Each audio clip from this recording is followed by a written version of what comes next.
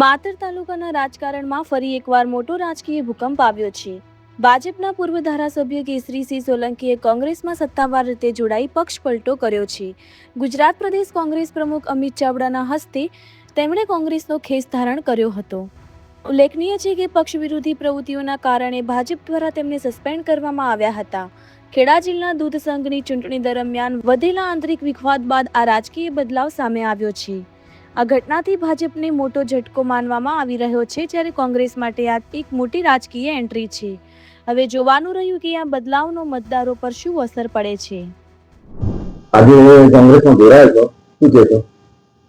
આજ રોજ હું કોંગ્રેસ પાર્ટીની અંદર વિધિવત રીતે જોડાયો છું, ત્યારે મારા આખા ખેડા જિલ્લાની વાત કરીએ તો જ્યાં પણ કોંગ્રેસના ઉમેદવાર લડતા હોય અને જંગી બહુમતીથી જીતે એના માટેનો અમારો પૂરેપૂરો પ્રયત્ન હશે।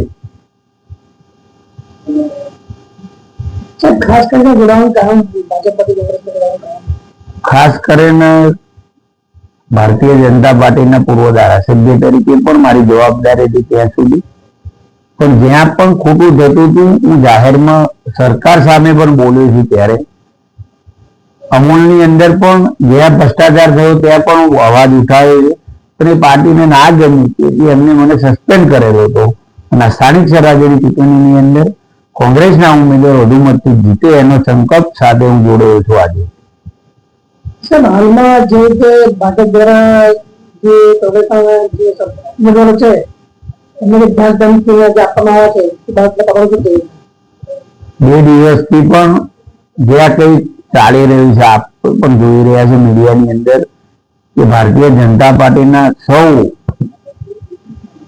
નામી અનામી બધા લોકો જયારે બહાર નીકળી પડ્યા છે ને તાલુકો અને જિલ્લો બચાવવા માટે જયારે નીકળ્યા છે, ત્યારે કોંગ્રેસના ઉમેદવારોને કોઈને કોઈ રીતે લાલચો આપીને ખોટી પોલીસને હાથે રાખી ધમકીઓ આપી અને બિનહરીફ કરાવવા માટે ફરી રહ્યા છે।